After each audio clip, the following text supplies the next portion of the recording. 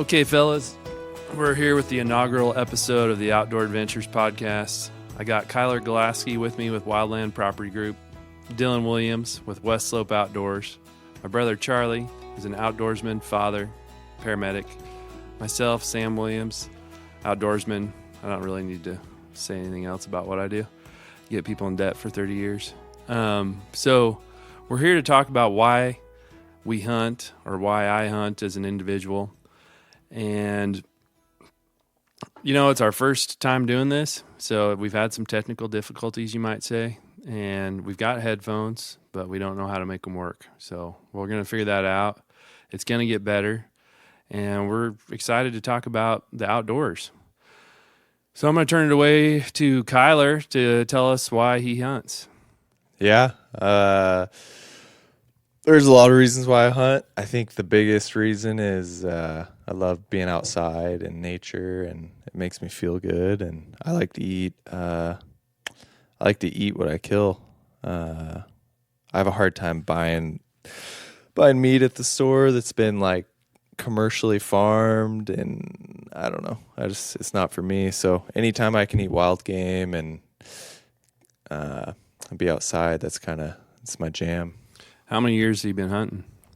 Since I was like 6, probably. So maybe like 24 years. And what's the coolest thing you've seen out in the woods? The coolest thing? Yeah. Or your best experience, like if you had to pick one. That's impossible, but... The coolest thing I've seen in the woods hunting the coast is probably, they have these giant salamanders. And I was hunting during archery season with my dad, I think, and I was walking through this second growth timber where it's all clean underneath, you know. Everything is died off and the sun doesn't get down in there and it's cool. And I was walking along and I saw this probably 2 foot long salamanders walking through the woods. Yeah, wow, that's cool. That's the coolest thing I've ever seen. And we're coming at you from Oregon too. We should probably say that so you know what we're talking about. So, Dylan, what do you got for us? Well, I'd like to touch on one of the coolest things that I've seen or I've experienced out there. Sam, you were involved in this situation. We'll throw Sam under the bus immediately with this one. So it was me, Sam, and one of our friends, John. We're walking down this little road. John was walking behind me. I was about 5 feet in front of him. Sam was about 10, 15 feet in front of me. And I just get punched right between the shoulder blades from John. And I turn around like, what are you doing, dude? And first thing he says to me was cat. In my first instinct, I wanted just to run away as fast as I possibly could, not even turn around. When I turned, I see this cougar hunched over, walking around this bend of these trees, and just jumped right at the back of Sam's legs. And we were yelling at Sam, cat, cat, cat, and he turns the wrong way to this cat, turns his back right to him. And then as soon as he turns, that cat turns and looks at John and I, and it starts running towards us, and I went, oh, this is it. We're done. And then... You yelled, I remember you yelling, shoot that cat, because I did have a cougar tag as well. Yep. And then it turned, started running up the hill, and I think you got 2 shots, 1 shot? One shot. Because it happened. I mean, this whole story transpired in about 9 seconds. Yes. And that cat was the most powerful thing I've ever seen in the woods. The muscles on his shoulders as he was, bounding up that hill. And I went to turn and shoot with the 30-06, and I got 1 shot as he's cresting the hill. And he's a big old Tom, is what I figured. The only cougar we've ever seen in there ever. Yeah. And he was just a monster. That was a big cat. I'll never forget that either. I dreamed about it for a long time, and those boys always talk about how I almost let them get eaten by a cougar every time we're hunting. So, well, we were really smart. We just didn't have anything to protect ourselves either. So we had a camera. Yeah, we all left all of our pistols in the truck. Yeah. Didn't even have a pocket knife. Yeah, relying on a 30-06 from about 5 feet away. The perfect cougar weapon, yeah. As good as and I'm gets. a spot-on shooter, as you all know. So if I'm the guy with the weapon, you're safe. Yeah. Mm-hmm. Oh, for sure. Yeah. Well, because I think it was that morning you missed that one at Blade, right? About maybe 3 shots at him, yeah. They call me Sure Shot Sam. That's my nickname around the hunting camp. So, But Dylan, elaborate more on why you hunt. What age did you get starting on hunting and kind of, that was your coolest experience. But let's tell us more about why you hunt. The first hunt that I went on, I was 7 years old, and my dad shot just a stud blacktail the one day I went. And ever since that moment, once I saw and experienced everything, and I was seeing deer in the woods, we saw an elk that day as well. That moment, it was like I knew this is something that I wanted to do forever. This was the best thing, best experience, being out there with my dad, and at the time his brother. It was so fun, and just being there with the family, being out in the woods, learning new experiences. Every hunting season, I learned something from somebody, whether it's hunting related, fishing related, doesn't matter. It has something to do with what I do for work, whatever. I learned something from these people, and that's something that I cherish deeply. Just being around all you guys, and big thing for me. Like, I'm a very competitive guy, and I want to be the best at what I'm doing too. So, I take hunting very seriously and being in the outdoors very seriously, because that's, like I said, I want to be the best at it. Mm-hmm. So each day we're out there, I try to either glass a little different in order to see something bedded down a little better, check for little things like that. When I'm walking, trying to be as quiet as I possibly can, taking different routes, whatever the case may be. It's just one thing. Like I said, I just want to be as good as I can and respect the animals that I'm hunting. So yeah, respect nature and get out there and shoot further, shoot better. We joke around about me not being a good shot, and I have missed some animals over the years, but that's the same way I feel about it. It's like I always want to be getting better, and I always want to learn new ways to go about it. And I've added archery hunting into my repertoire just because we can't get our rifle tags as often as we used to be able to get, and I've really enjoyed that, just getting closer to the animals. I'm still not very proficient at it, but it's a lot of fun just getting out there at a different time of year too. So, Charlie, what do you got going on for us on why you hunt? Well, yeah, there's a lot of reasons. It's kind of hunting. It seems like it can kind of bridge all the age groups, and it seems like it's something you could do. Your whole life. There's different ways to hunt, and there's different. You can get deep in the woods and hike way in and camp, or you can hunt from the road in some units. So it's one of those activities you can do for your whole life, and it can bring a large group of people together doing it. It started with our dad, hunting. He always hunted when we were kids, and when I was younger, I didn't go on those trips, but it was still, even though I wasn't there, it was still an exciting time. And, there was no communication at that time, no cell phones. So, him coming home from hunting was like this super exciting kind of triggered the change of the season and just brought excitement to our house. And we all loved to eat venison growing up. So, we always used the meat and never went to waste ever. Our dad was mostly a deer hunter, so we'd all go running out when he'd get home and see if he brought something home. When we were little, before we could go. So, yeah. And then, starting out, I just went to camp. I didn't have a tag when I was younger, and just that experience, getting together with family, sharing stories, camping, was super rewarding time. And as we go through life, a lot of people you kind of lose connection with, but it was always something. It was always a point to go do, and we always got together with family. We may not see otherwise, if we didn't have these trips. So it was a good way to stay in touch with people. Learned a lot of new skills and how to respect nature and be out there and be resourceful for yourself. And let's see, what else can I say about that?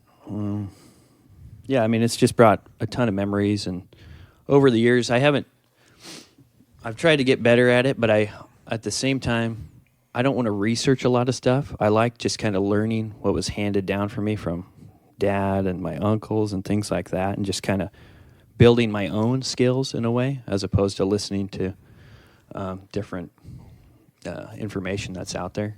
I think there's some good in that, but it's also good to kind of build your own skills. And found Yeah. utility in that. Well, so our dad and his brothers, they would always plan the hunt, right? So they would go out to my grandpa's house. They'd sit down. They'd plan what they were going to eat, where they were going to go, where they were going to camp. And it was this big thing before they ever even got out in the field, right? And then they'd set up camp and they'd hunt for a few days and come back. And, you know, they leave their work lives and their wives at home typically and just go out there and get a little break from it all. And it's not about taking an animal. We all enjoy the meat. You know, we all love that aspect of it. But the older I get, the less, I never enjoyed taking an animal's life. You know, I mean, I respect the animal. I appreciate that it's given its life, that I get to enjoy that meat for my family. But it's about being out there in the pursuit and then spending the time with those folks. So like when I started hunting, I was 12. And, you know, I hadn't gone with Dad and his brothers, but I'd seen them all go and I'd heard all these stories and I was so excited to go. And my first couple of years was really a camping trip, right? It was riding Honda 90s, shooting BB guns, hanging out with my cousins that I didn't see very often, eating good food. And I remember the first season I went, Dad, we were in this unit where we hadn't really hunted it, and Dad would get us up at dark 30. We had no gear. We're hunting in like T-shirts and, you know, like Coors Light T-shirt. Yeah. Well, not Coors Light so much. My dad wasn't a big drinker, but it was like, you know, a Hanes T-shirt with cotton socks. And we were always like, Dad, our feet are freezing. He's like, you'll be fine, you know. And Keep walking. Yeah, keep walking. So it would be, you know, dark 30, maybe an hour before daylight. And he'd hiked us into this place and we were sitting by this log basically waiting for daylight. And this little spike buck popped right up like a Pop-Tart is what he always said. Is it just shot up. It was in his bed, and we were right next to it. And he normally wouldn't have shot that buck, but since it was our first year hunting, me and my brother Seth, he's like, okay, boys, there's a buck out there. And neither of us saw it. And he goes, now turn your heads really slow. And we snapped our head around like something out of like The Exorcist. I've never seen that movie, but it's, you know, where the head spins around so fast. So we didn't listen to what he said. And he shot that buck right in the heart. It took off running and didn't know it was still, you know, dead on the hoof type of thing. So he shot it again and dropped it. And we were just so excited to experience that. And like, you know, the first time seeing the insides of a deer and walking through that whole process of processing the meat and stuff. And we were proud of our dad for, you know, bringing deer to camp kind of thing on the first morning. And after that, you know, I was kind of hooked. I was like, man, this is something I want to do. And for me, there's a big spiritual element to hunting. So, you know, I feel like humans, you know, we've messed up a lot of things, you know, just with the way we've done things. And nature is so resilient and the purest way things were supposed to be in my mind, you know. And so we get a glimpse of that when we're out there in nature and you get to see things in their pure environment. And for me, I believe that God created all these things. And so I believe when I get to see those intricacies of creation, I get to see how the little microorganisms are connected to each other.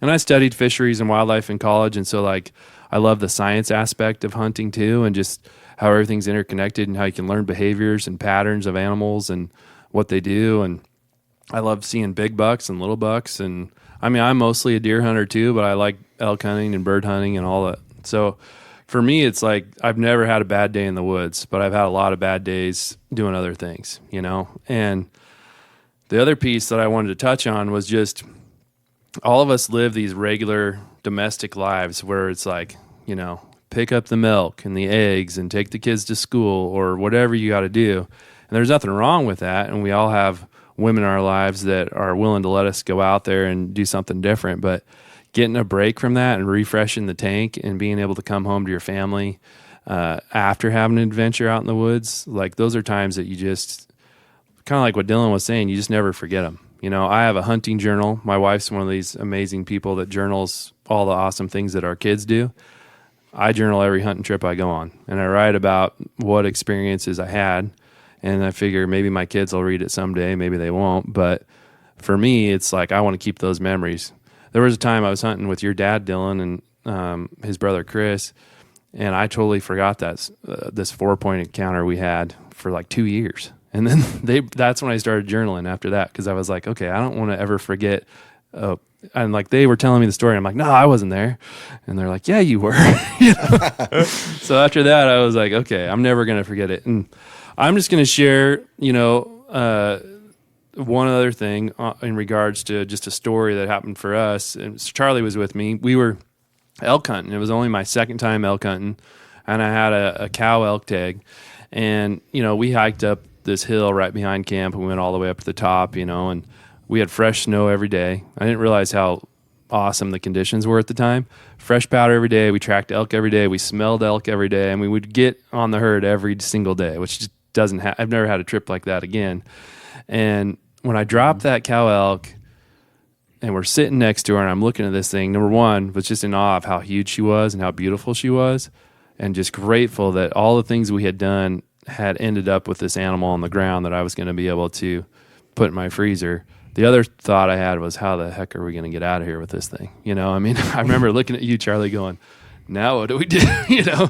And so we're trying to radio our uncles and tell them when we got an elk down, and we end up pulling her from the top of the mountain to our camp out whole.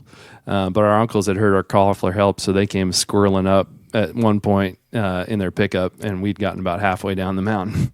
But anyway, it was when I got up to that animal and the snow was just slowly falling on us, and just like, I'll never forget that scene. I mean, for me, it was just like an awe-inspiring gratitude, all those emotions that you feel as a hunter.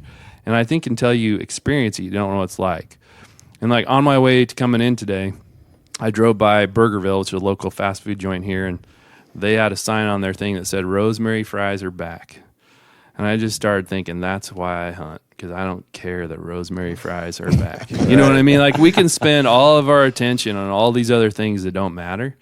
And for me, connecting with family, getting out in the woods, doing the things that matter to you is what hunting's all about. Yeah, I think it's a good reminder when you're out there, too, how small you are and how insignificant all our problems are, because you realize the only thing that really matters is the time that you're living in the present, because it can all go away so quickly. So it's a good reminder to be grateful for every day and everything we have. And maybe if you're doing wilderness hunts and you have your meals planned for the 6 days you're there, and you only get one snack and you have to go to the river to get water, and then you come back to town or civilization and you can go to the grocery store and buy whatever you want, and you're just so grateful for all those small things that we have. So I think that's another thing that's that's important. Well said. Let's talk about that a little bit. When you've been out in the woods for a few days and then you get out to civilization for the first time, what does that feel like? Go ahead, Dylan. Well, so one thing for me, like if I'm out in the woods for 3 or 4 days, I'm a sucker for a good cheeseburger, right? Yeah, you got some cravings. Yeah. So we'll be making a trip to town, and as soon as I can go, just that convenient, pull into somewhere and just order something, and somebody brings it to me, and I don't have to go through the progress of cooking it and then cleaning all the dishes out there by hand and whatever the case may be when you're camping in the awesome weather that you're always given. Yeah. In Oregon, we hardly ever get rain. So yeah, never. It's usually dry. It's never cold out. Yeah.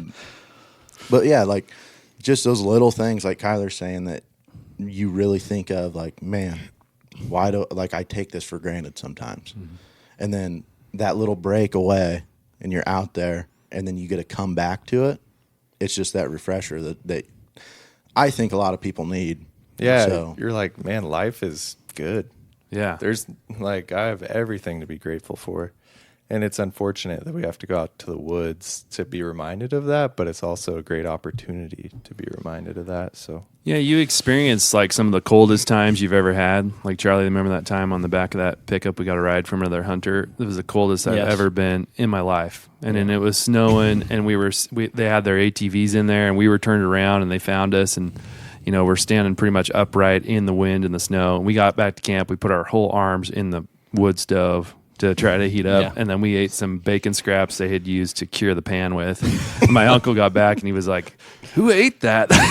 That was the grease for the pan, You got to do what you got to do. Yeah, but I mean, I remember being so delicious. hungry and so cold, and it was that same elk hunt, and we hadn't taken the elk yet, and it was, but we had put a lot of time on the ground, and we just got a little turned around in the snow. It's amazing how snow, you can hunt an area your whole life, and the snow just makes everything totally different. Yeah. You're just... Well, one thing that I noticed, right? So that just being out there, all the stories that you tell, you remember every little detail, right? So like anything that I can remember about hunting, I could tell you the exact location, the weather, what we were doing, how miserable we were, whatever the case may be. And then there's stuff that happens day to day that I have for memories that I couldn't tell you in 2 hours what happened. Yeah, like my work week, I couldn't tell you day to day ever. But my time in the woods, I remember, like you said, that little minutia. And even for me, when I come back into civilization, everything's noisy and loud. And everybody's moving and everybody's off to do whatever they got to do. And I'm fast as they can. Yeah, and I'm a little overwhelmed. I'll sit there and my hair's all greasy, standing straight up, and I smell like, The Walking Dead. And I go into a grocery store and I'm just like, what are these people even doing? Like, why am I here? I mean, that's how I experience it when I come out of a hunt. It just I have this culture shock almost for a couple of days, and then I always am the guy that comes home sooner than I should. So then you get home and you really are like, man, I should have stayed that extra day. Like literally as soon as you get back home. Well, that's the point. Like you get this opportunity once a year and you have, at least here, you have like 2 months to do it. Mm-hmm. Really looking at it as far, well, not necessarily full 2 months. By the time deer season ends, which is in Eastern Oregon's like 10 days or whatever, then Western Oregon, you have a month. And then you only have 1 week for elk. So that's the only time that you're allowed to be out there and chasing these animals and doing this part. And you go after cougar and bear, little longer seasons, or turkeys or whatever. Or hiking and scouting, but actually hunting is only a couple months. As far as, because big game. As far as for us, as for what we do, I mean, I don't go bear hunting. Mm-hmm. I would like to. I just have never done it. I've never gone out for cougars or anything like that. And I've done a little turkey hunting, but as far as deer and elk, like, those opportunities only come around that once a year, and I want to take as full advantage of it as I can. Yeah. And that's why, like, for me, like, I got the job that I did just so I can have that time off to go and experience all that as much as I can, when I can. Yeah, we only have so many hunting seasons in our lifetime, right? Kyler reminds me of that. Like, when I'm like, I can't go. And he's like, yeah, you're going to be dead sometime, so you might want to go. Right. So, like, we say I'm 30, Dylan's almost, 24. Young buck in the room. Sam's 40 probably. 43. 43. Charlie's probably 35. Well, 33. He's aged well. But the point I'm getting at is, like, we're probably only going to hunt until we're hopefully 70 years old. I mean, that's our plan, is to all stay in shape to do that. But that's only 30 more hunting seasons, 40 more hunting seasons. And that's not a lot of time. So you really want to make the most of it. So that's a good segue into this story that just recently came out. So there's a Beaverton man, 94 years old, and a gentleman wrote an article about him, Bill Monroe from Oregon Live, 94-year-old Beaverton man, just another year of venison dinners. And so that's the name of the article. And so this guy, there's a picture of him, and he's holding up 2 chocolate lab puppies. So he's raising lab puppies right now. He's a hunter, fisherman, been doing it his whole life, and there's a picture of him holding up the buck that he got this year. He hunts deer and elk because he loves venison more than antlers, he says. He rarely eats beef, So it's a lifestyle for him. He loves the food. It keeps him in shape. It gets him out there, gives him some purpose in life, if you will, right? So that you're not just, counting down the days. So I don't know. That's how I'd want to be. I'd like to go deeper than, probably what the average Joe could do. I mean, the fact that this guy's still getting after it. Even our dads, your dad's dad, Dylan, and my dad, they're all in their 70s, late 60s, and they all went this year, and they look like a bunch of Santa Clauses out there in the woods because they got these big white beards. But, I mean, I really wanted to go on that hunt just to be out there with those guys, but they're still getting out there and doing it, Yeah. Right. And I think throughout the years, there's always going to be reasons and things that come up that you can't get out there, and it's easy to make excuses to not go.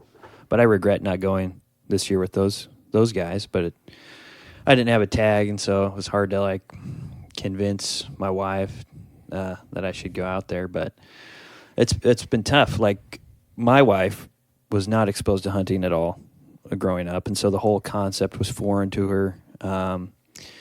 She didn't trust my ability to butcher an animal properly. If you knew how, most of the farmed meats were butchered, you probably would never eat them. But it's just, if you haven't seen that before, it's kind of a shock to you. So over the years, it's taken quite a few to get her accustomed to just the process and actually being comfortable eating venison. But that's something, it's like anything in life, exercise or eating healthy, you got to make it a priority. And we touched on it a little bit, but when you get away and experience those things, it just makes you, it's just a release. It's like a spa day for some people or whatever the case may be. It just helps you kind of ground yourself, and it makes you better in your daily life. It makes you a better parent, makes you a better friend. It just allows that side of yourself to come out, and I think it's an important thing to prioritize in your life. I think it makes you want to be better in all aspects too, because you're like, man, I love doing this. I could get in better shape. I could be healthier. And maybe my wife doesn't like it when I leave for 7 days, but also if I'm a better husband when I am at home, she's probably more willing to let me go, So it's like it's an interesting cycle that happens when you're out there. Yeah, and you guys are all in better shape than I am, right? But every year I'm like, I'm going to get in better shape for hunting season. Like, it's always a motivator because I want to be able to climb up that mountain or chase after that elk or chase after that deer or go down that hole that Kyler will take me in on the coast that I barely want to come out of when he takes me down into it. But it's, it's learning that it's a motivator, right? And the other thing I've tried to do over the years is when I get home from a hunt, we got all our gear that we got to put away and clean up and make sure it doesn't mold or whatever because it's wet and dirty and whatever, and you're tired. And, oftentimes, at least with my wife, and, Dylan, your wife hunts a little bit, so you could talk on that in a minute here. But, with my wife, she doesn't come with me, and, she's been holding down the fort with the 2 kids while I've been gone. So I've learned that, putting up my gear and cleaning up everything after I've showered at least, then if she's ready to hand those kids off and get a break, I try to be as good as I can be to step right up to the plate and do what I got to do because she's been holding down the fort for however long I've been gone, Mm-hmm. So, Dylan, how's your experience? Now, you have a new baby at home now, so your dynamic's changing. But before that, Taya had hunted a little bit, and so go ahead. So Taya's hunted her whole life. She killed her first deer 2 years ago, which it was an awesome experience. I was so happy I was a part of it. It's a nice buck. Very nice buck. First one, 4x3, can't beat it. For a blacktail especially, it was a beautiful buck. And, the cool thing with her being, like, wanting to hunt and knowing what it's like, she's way open to these experiences. But on the flip side of it, too, she also wants to experience it. So then, like, next year, she has enough points, she's going to draw the unit we hunt. And I'm more excited for that because she's never experienced that Eastern Oregon deer hunt. Mule deer hunt? Yeah, where that's what I grew up doing, so it's so familiar to me. And then she's only gone to Eastern Oregon one time for an elk hunt. So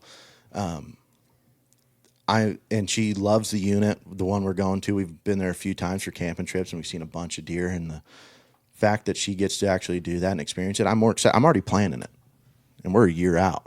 Yeah, and it's just one of those things. Like, I brought it up to her, and she's like, "We could probably wait on this conversation." Yeah, until it gets a little closer. Yeah, it's a little more difficult now because like they're saying, like, we have a 4-month-old baby, almost 5 months, and for her this hunting season, she only got to go out one time. Our baby has been very fussy, and the fact that she has let me go still is amazing. That was one thing that after the hunting season ended, that was something that I was like, man, that is very fortunate because a lot of people aren't that lucky. But that also speaks to she knows what it does for you, right? And she knows you come home and you're going to be better. You're going to be that better version of yourself that's refreshed from some time in nature and the way we were supposed to be. We weren't supposed to be sitting in cubicles and staring at a computer all day, And that's what a lot of us do. Charlie's out there saving lives, but the rest of us. Thanks, Charlie. Yeah. You're welcome. Thanks for doing your part, Charlie. Yeah. So I've got a little excerpt that was floating out there on the web, and it's not. It doesn't say who the author is, but it just says why hunt, and I'm going to read it verbatim just so that I don't mess it up here for y'all. But I hunt because my father hunted, and he took me with him, and so we built a bond that I still cherish. I do not need to hunt to eat, but I need to hunt to be fully who I am. I hunt because it links me with the boy I used to be and with the young man my father was then. I hunt because if I didn't, I would have seen fewer eagles and ospreys, minks and beavers, foxes and bears, antelope and moose. I hunt because it is never boring or disappointing to be out of doors with a purpose, even when no game is spotted. I hunt for the satisfying exhaustion after a long day in the woods, for the new stories that every day of hunting gives us, and for the soft snoring and dreaming whimpering and twitching of sleeping dogs on the back seat as we drive home through the darkness. I hunt because it keeps my passions alive and my memories fresh and my senses alert even as my beard grows gray, and because I am afraid that if I stopped hunting, I would instantly become an old man, and because I believe that as long as I hunt, I will remain young. It's kind of cool, author unknown, and it's kind of been floating out there, and I just happened to see it, and I knew we had this coming up, so I took a picture of it. We should have had him on here. He's a lot more eloquent than me. Yeah, he's a good speaker for sure. We maybe didn't get there quite as quick and easily as he did. Yeah. But we all touched on those points, though. Yeah. And I think, what I'd like to do, I don't know how much more time we have, but maybe just talk about this year hunting season. I had a really good season last year. I got to go on an antelope hunt and get my first antelope. We got to go on a deer hunt. We didn't go on our elk hunt. We drew a spike tag, but we decided not to go. But this year, I only went on an archery hunt. Charlie and I did in the unit that we hunt in, and we saw 18 different mule deer bucks. We didn't get close enough to shoot any of them, but I'll tell you, it was one of the most fun hunts I've ever been on. I mean, we had one spot and stock situation where I'd seen this group of deer, and we kind of saddled them on a cat trail, and laid down behind a tree because it looked like they were going to feed toward us, and they came right up on us, and we just laid there and watched them, and they got probably within 50 yards, and then the lead doe spotted us, and they all kind of kept moving on. But I mean, we got to see some amazing stuff, and it wasn't just about the hunt. The last night we were there, this thunderstorm came in. The clouds were just beautiful in the sky, and Charlie was out, just pursuing some animals, and this flock of snow geese flew overhead, and those things, they're the loudest things I've ever. I mean, it was so loud. I thought it was like, is this like the I-5 like rush hour situation? Like, it was so crazy when they were flying over. So yeah, that was them filming Top Gun Maverick, actually. Oh, is that what it was? Yeah, that was what that was. Yeah. Well, and it must have been because that wind was so bad that night that our freaking tent was coming off of the ground. I kept covering my face in case the poles would fall. Every time a wind gust would come up. So, nothing better. Yeah, but it was fun. And Charlie happened to set his cot right under the only hole in the tent when that rain was just pouring buckets. Yeah, that was nice. Yeah. Refreshing. Yeah. Gosh, that hunt, that's my first time ever bow hunting. And it's probably one of the best hunts I've ever been on. And I mean, we didn't get an animal, but I mean, just the constant, it was rigorous days, hiking till you're exhausted, seeing so many different animals out there in their element and just getting on them and the thrill of the hunt. I mean, it was just an absolute blast. And so, yeah, I'm kind of hooked now on bow hunting. I plan on doing it next year. That trip in particular, if you want to talk about the wrong way to come home from a hunt, that was it. Because unfortunately, our last day at camp, our camp actually got robbed. They took a bunch of our stuff, including Sam's phone, which is something that's never happened before. Normally there's kind of a code out there. I've always felt comfortable leaving our stuff and not worrying about it, but somebody was an opportunist, came in and ransacked our camp. And we kind of camp where it's easy access because we don't want to easy mess up the access. hunting, but also like I'd taken pictures of 2 really nice bucks that were on that phone. And, that was the only day I left my phone in camp. And they took a bottle of whiskey. They took my gummy melatonins, probably thought they were weed gummies. So I'm kind of excited that they probably take those and fell right to sleep.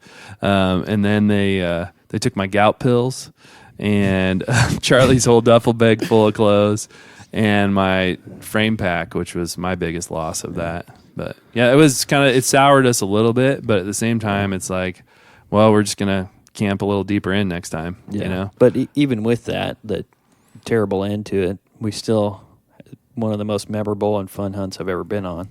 But we ended up going to a Verizon store on the way home so Sam could get a new phone. And talk about, like, I thought we must have died out there hunting. I was in purgatory waiting to go to hell because Verizon is just the worst. It's Podcast so bad. is not going to be brought to you by Verizon. Absolutely not. Well, I'll delete that email I was about to send. So Yeah, they wanted us to. So Sam had pre-ordered everything 2 hours out. Get to Verizon store, and they're like, "Well, you got to log into your email." And of course, email needs a 2-point authentication to get into your email. Well, Yeah. you didn't have a phone. You need your Correct. phone to do that. Right. So they did not understand that. So we couldn't show them an ID to verify who Sam was. We had to call a hotline in India so they could verify who Sam was, so we could pick up our stuff. but that was I an almost easy killed everybody on there. conversation there. Yeah, it was a fun way to get from what we were talking about, that pure time in the woods, to, hey, this is Instantly society. back to society. Yeah. Exactly. Yeah. Yeah, and Charlie was like, I'm going out to the truck. And But I will say it's the most Coors Light I've ever drank in a Verizon parking lot before. So that was nice. yeah, that was the only way he didn't destroy that place. It was frustrating because we were trying to get home to our family, and I just wanted to pick it up quickly on the way because I need my phone for work, and it didn't quite work out that way it was. Yeah, there's That's just your headphone jack, so you're fine. Yeah, I thought my mic was unplugged. when I went out It's to just the parking lot, a headphones. lady came up to Sam. She thought I was having a mental health breakdown. She's like, "Is your brother okay?" Should I call the hotline? Yeah, it was funny. You should have got a authentication in there for you. New phone for you. You should have just walked back in that store and said, "Yeah, I am having a mental health crisis, but can you hook me up with a new phone, maybe?" Yeah, So that was the our new hunting phone would season really this help. year. Dylan, how was yours? So you got to go out a little bit? Yeah, I blacktail hunted, with my rifle this year, and the weather was not our friend for a long time. It's a hot October. It was Yeah. a hot October, and so for me, how I like to hunt, or how my dad taught me how to hunt, I should say. We spent a lot of times in clear cuts, glassing, trying to pick up deer bedded down and stuff like that. You guys can glass up stuff that I would never see. Yeah, Dylan's pretty good when he gets his eyes behind the glass. It's a talent. It is. It's a talent. Lots of practice. But yeah, it was a lot of practice. It took a long time to even see the first deer that I saw on bino. But once you see it, like as soon as I saw my first deer with the set of binos, I was hooked. That's what I like. That I loved it. I wanted to spend hours at each clear cut after that, because it was another thing. It was like my competitiveness. It was a challenge to find something. So that was my goal. I had to see at least one deer before I move on. And unfortunately, this year, like I saw a few deer, nothing that I wanted to shoot. I saw a couple small bucks, but I think it talked about it in there. That guy said he doesn't hunt to eat. I don't need to kill something to eat it. I want to be able to try to take the oldest deer out of the herd who might not make it through the winter. And I want those chance for those young bucks to enjoy a full life and get big, spread those genes around and grow a population. So unfortunately, I think I saw one big buck this year, and I was walking really quiet through the awesome Western Oregon ground and stepped on this branch that sounded like I just shot my 300, and this thing stood up right in front of me about 50 yards, and then I slipped, and I was wearing Romeos, which was not ideal. Better than Skechers. Yeah, that's true. And I slipped, fell on my back on the log, and by the time I stood back up, that thing just vanished. The blacktail, if you're in the timber at all and they take one step, they're gone. You'll Oh, yeah. never see them again. And they move like rabbits through blackberries. I mean, you're just amazed how they can disappear. You see them, and then they're gone. They're like, oh, there's a buck. Oh, not anymore. Yeah. They call them, I think they call them the ghosts of the West, ghosts of right? the Pacific Northwest. Yeah. Yeah. Blacktail are definitely the hardest animal I've ever hunted. The most challenging. Yeah, and at my place, so I live on a little place that has some deer on it, and I only saw little spikes all year, like little spikes, like the size of your pinky antlers, right? And then the other 2 days ago, I'm on the phone with Charlie talking about something, and I see in my pond reflection this fork and horn rack. So this buck was standing on the top of my hill, and he was reflecting off the pond. And he was still a smaller fork and horn, but a better buck than I'd seen. So I was excited. So I got my binoculars. I'm out there still talking to Charlie, looking through the binoculars, and then all of a sudden this massive 4-point stands up that was bedded down with this little buck.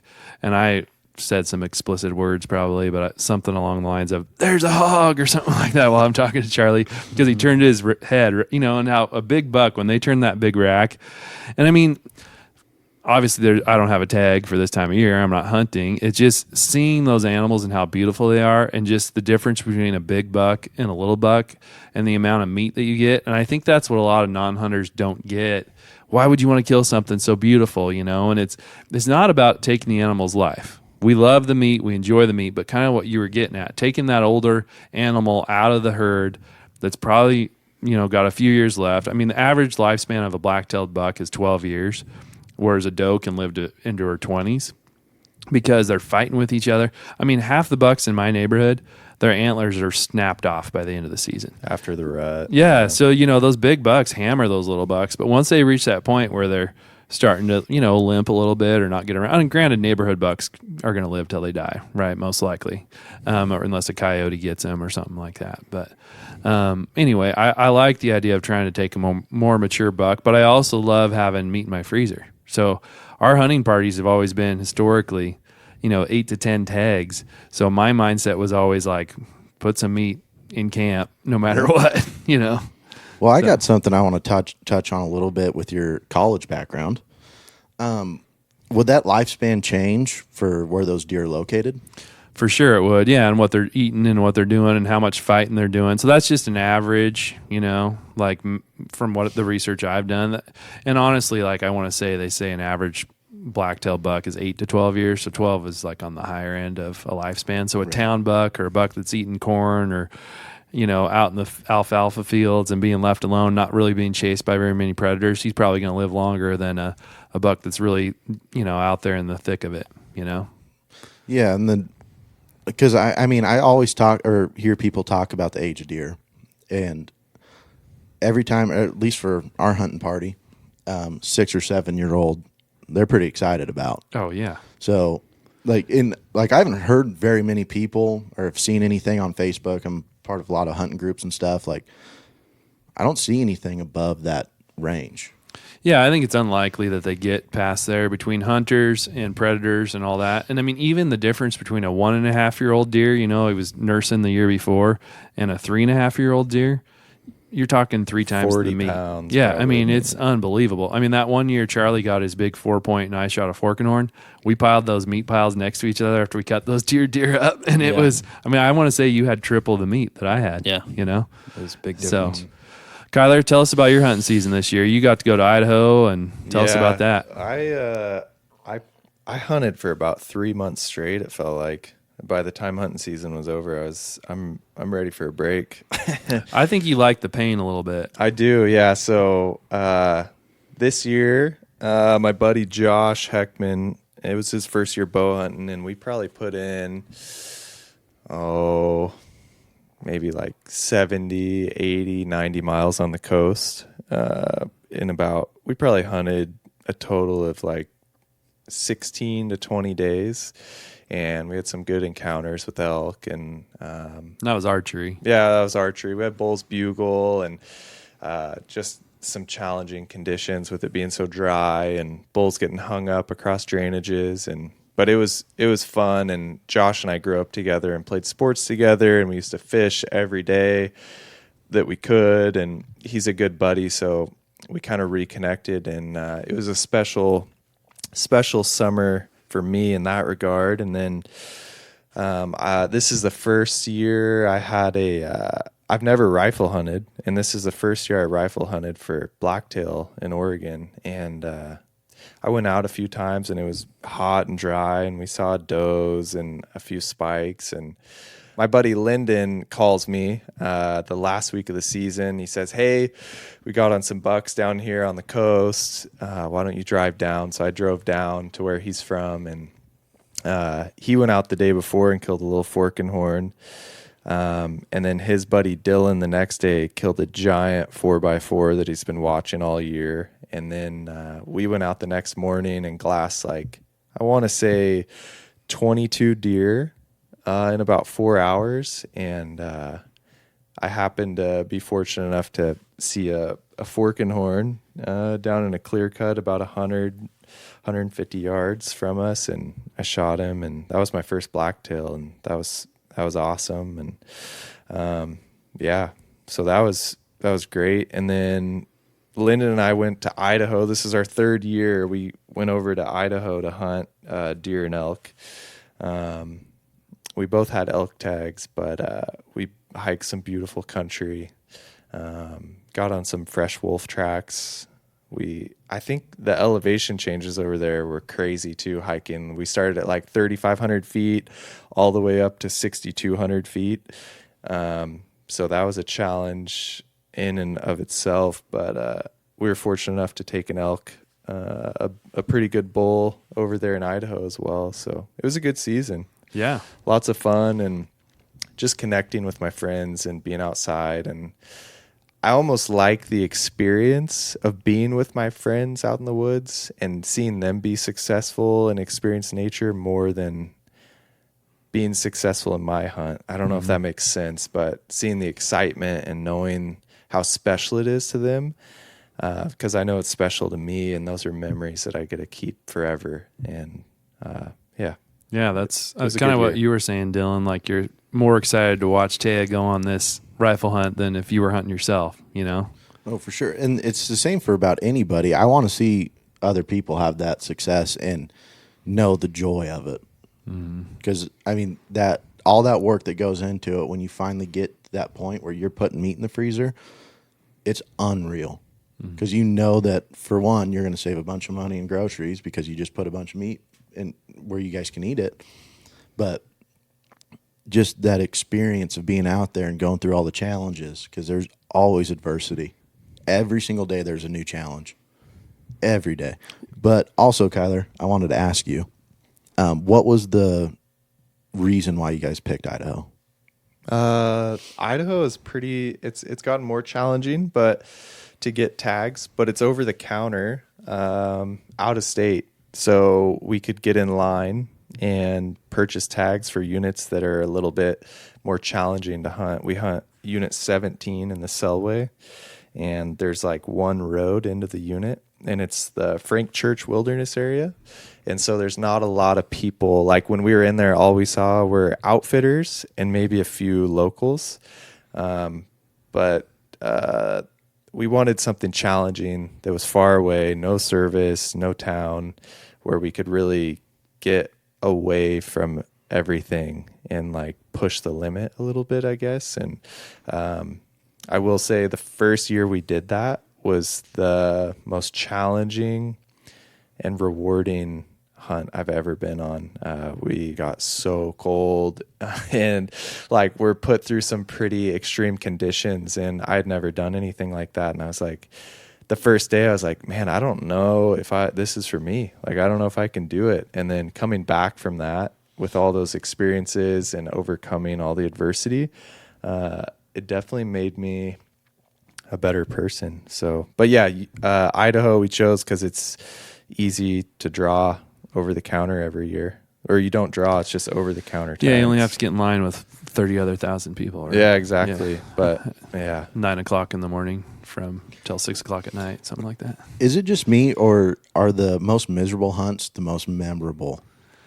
I think so. And hunting with our other brother, Alex, when I would, go out with him and we'd put a lot of time on the ground hiking, we'd always talk about that. Like, if you put the time in and you really get after it, if you will, you're going to see something. And maybe you don't get a shot because it's a glancing opportunity, or you see an elk herd and you've got a mule deer tag or whatever. But those are the experience that's still ingrained in your mind, right? And coming back to camp so dog tired that when you get into that bunk and your feet hurt and you feel like you wore through your socks and, everything hurts, then you sleep really good, number one. But you also feel like, okay, I went out there and did something. Like I didn't, and I don't mind getting a cheap one either. If the opportunity's right there, as soon as you're getting going, I'd take that all day. But the cheap ones don't stick in your brain as well as the ones that you really had to work for, Yeah. My most memorable bull that I killed with my bow, I put 160 miles in on the coast with my dad that season. And when we finally got it done, I was in tears because I was like, man, we worked so hard for so long, and like it all came together and it worked out, and it was like I will never forget that. Yeah. And it was so special because of the amount of work and time that went into it. Well, that's how I felt about my antelope hunt last year, right? So like I had put the weather conditions were terrible. You know, it was 100 degrees and smoky from fires and stuff. And we'd put in a fair amount of work without drinking a lot of water. And Dylan, you and your dad and I stayed for the last couple of days, you know, and it didn't hit him until after it hit me. But I was just dogging. Like I barely could get up that next day to go after him one more time. And it was, plus it was a 15-year thing in the making for me, right? I'd put in for an antelope tag, rifle tag for 15 years, finally draw it, and you want to fill that tag. I mean, you don't want to leave that tag empty. And we got the opportunity to get that antelope, and it was like such a feeling of accomplishment to actually fill the tag, number one. But then also, finally, this is over. The exhaustion, you know, because I mean, I was belly crawling through the weather, and just like I remember being so thirsty that I would like drink anything that I could get my hands on, kind of thing. So we definitely had some. We had an interesting experience. Sam shot a scruffy actually. Oh yeah, on that hunt, yeah, a legal scruffy too. Yeah, so. I shot him legally. Yeah. Should have tagged him. Yeah. So do we want to tell that story or? Yeah, go for it. But let's let Charlie talk on that first, and then we'll get into the scruffy story, like whatever we were talking about. How about this, Charlie? I got a question for you. Okay, lay it on me. What was the reason why you wanted to bow hunt? That's a good question. I don't know. Well, Sam started getting into it, and I think he just mentioned, yeah, we didn't draw a rifle tag, and so we were able to get a bow tag kind of as our third choice. So we just decided to try that out and shot the bow a few times, and yeah, it seemed like a fun time.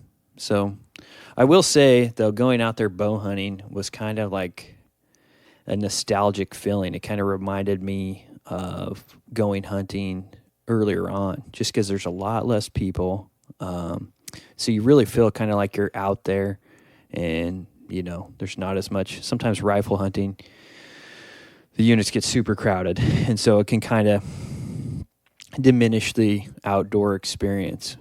So bow hunting was really kind of refreshing.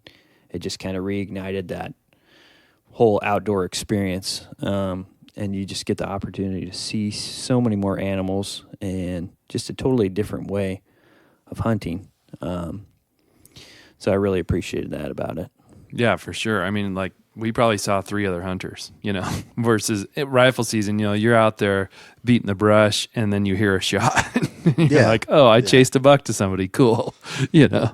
Yeah, that was because when John and I started bow hunting, our thought was, since it took so long to get that tag over there in the unit unnamed, we decided that this bow hunting thing is something we want to take a crack at, because that's something you could go over there every year. Now the regulations have changed, but at the time you could go over east for the first part of the season, and then late season you could still hunt over here. So we saw that as a big benefit, getting over there, and that's the place we like to be the most. It's, at least for me anyways, it's like my happy place. This is where a place I always want to be. Yeah. It's like my vacation. It's where it's just the place.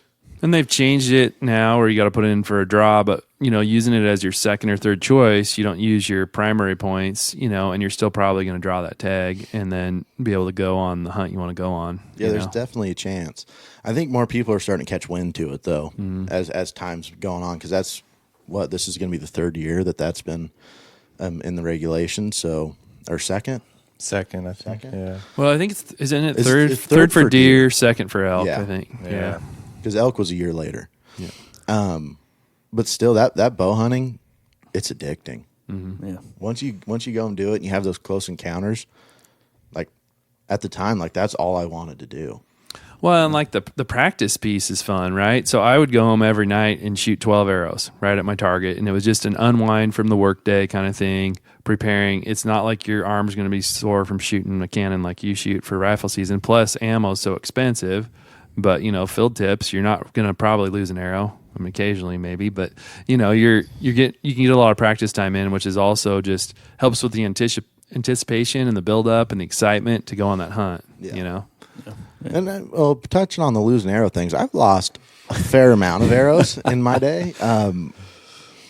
even just practicing, I would say that I've lost more arrows practicing than actually hunting. Oh, for sure. I've lost a couple practicing. Yeah, where it's like they come off you're at draw and you want to go back or something, and then that arrow goes. And like I lost one this year that hit my garden and like shattered. So that wasn't going to be a shootable arrow. Like 3D shoots, I always lose about 4 or 5 on the first shoot of the year, typically. Yeah, Well, it's just like golf, right? Yeah, when I first started golfing, it was like a ball a hole. It was really expensive, Yeah. but Right. once you get better, it's nice. well, and that's the thing. It's like we talked about earlier. It's all about honing your craft and getting better. Like I want to be a better bow hunter. I want to be a better shooter.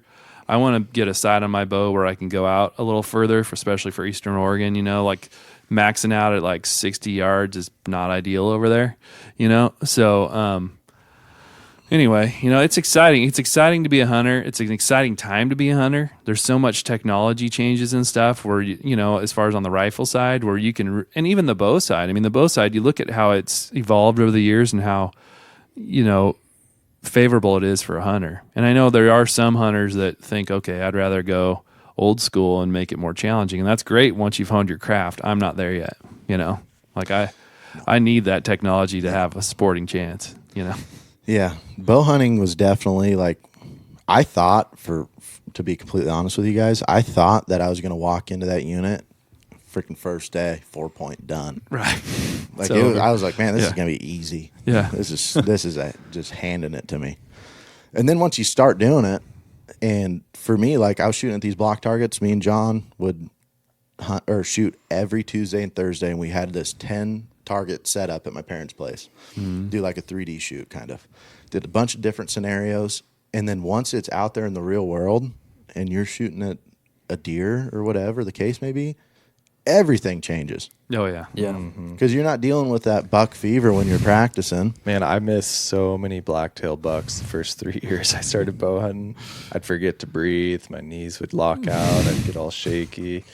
Dude, it was brutal. So, Well, and Oregon just brought mechanicals to the table, and I think that's kind of a game changer personally. I mean, from what I've seen, people will argue fixed broadhead versus mechanical, and that's we do a whole podcast on that. But I mean, just from what I've seen and how that arrow flies and stuff like that, it's a game changer for most people. Oh, yeah. And I do think a lot of that, though, is just like that personal preference, what somebody, as soon as they're comfortable with somebody or something, they're not going to change it. Yeah. Once they're set up as shooting right, like that's what they're staying. Yeah. And another thing about that Eastern Oregon hunt, I noticed that, well, first of all, the ground over there is loud as can be. Like rifle, you can go sit up on top of a hill and then shoot 500 yards or whatever the case may be. But with your bow, once you get on top and you see one 500 yards away, you have to go, How am I going to get there? what am I which supposed way's to the wind do? blowing? Yeah. How much Yeah. time do I got? Is he bedded? Yeah. Yeah, everything comes into play a little different. Well, that last hunt Charlie and had this year, we got on that same group of deer we'd been chasing around, and there was this doe in there that had kind of a sore on her back, and so it was kind of easy to identify him. And we found her in her bed on the binos, and so I'm laying up on this cliffside. We watched him for 30 minutes probably with not a lot. It felt like it was probably 15, but they hadn't done much, and they were just kind of laying there, and we didn't see the bucks that were with that group. And so Charlie kind of was going around them, and then all of a sudden the buck pops up. But he's still 212 yards away, and I got a 70-yard maximum, and they're feeding away from us slowly, but they don't see us. And so I kind of motioned for him because he had seen the buck too, and he kind of worked his way back around, and then we slowly just kind of put a stock on him. And we never got in shooting range, but that must have been 2 hours back and forth. Yeah, at least. And it was awesome. Just pursuing that buck and like getting up on him and then having him bump out another 100 yards and then getting on him and having him bump another 100 yards. Finally, we were out of ground and he had to cross the road and then he bolted, But Yeah. I got one good story on that too, as far as how challenging it is. Over there, those deer are so much bigger. When they are that 100, 200 yards away, they look way closer. Mm-hmm. And we had this glass and we always glass for rifle and stuff. And I was doing this big stock. We had this 3-point bedded. It was going to be perfect right on this rock ledge. And as I'm coming down, all of a sudden I feel the wind switch and just hit the back of my neck, and it was blowing right at him. And I went, oh, this is going to be sweet. And he stands up and walks up and comes a little bit closer to me and gets on top of that rock and stands there broadside looking at me. And I can see my dad up on the hill. He's, I don't know, 500 yards up the hill. And I said, okay, John, range that buck for me. And he ranges. He's like, dude, that's 150 yards. And I go, oh, okay. And then you can hear my dad from the top going, shoot it! Like, because from that perspective, for him, it looks way different. Yeah, it looks like it's right on you. Yeah. He thought when we went up there, he goes, why didn't you shoot that thing? He said, well, it was almost 200 yards away from me. Right. He goes, oh, well, it looks like it was 45 from you, from up here. So, well, I have an embarrassing rangefinder story. So bow hunting's relatively new to me within the last 3 or 4 years. So I bought a rangefinder. I always thought you had to click the button each time you ranged. And then we're at my cousin's house on the way home this year, and he's like, if you hold it down, you literally can move it to different things. And I'm like, oh, that's a game changer. Yeah, that's a nice feature. Not re-ranging every time I tried to range something. I really thought that story was going about that one fork and horn you shot for like, what was it, 20 yards, and it was 70 or something? Yeah. With Jason Rush. Oh, sorry. Oh, yeah. Jason. What? Yeah, I ranged.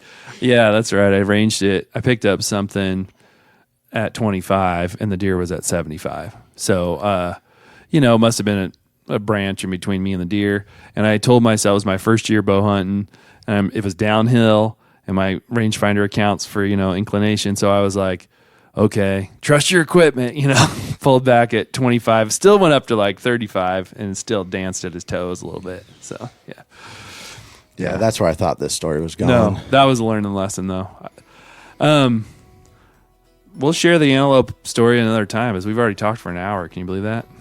That's pretty good. Yeah. Yeah. So, it was nice chatting with you guys. It was fun. Hopefully, with our audio challenges, we didn't talk over each other the whole time, and this won't be a waste of an hour, but it was still fun either way. It was good talking hunting stories with all you guys. So. Yeah, it was fun. Yeah. I'm sure this worked out good. Because we have this dialed, this whole software. Yeah. Yeah, we got it. I'd be surprised if it isn't. First time, every time. That's right. That's how it works. It's just like hunting, Yeah. First time out, you always kill the biggest deer. Exactly. We just need to keep off the record that it took us an hour and a half to get going and 4 FaceTime calls. Edit. Yeah.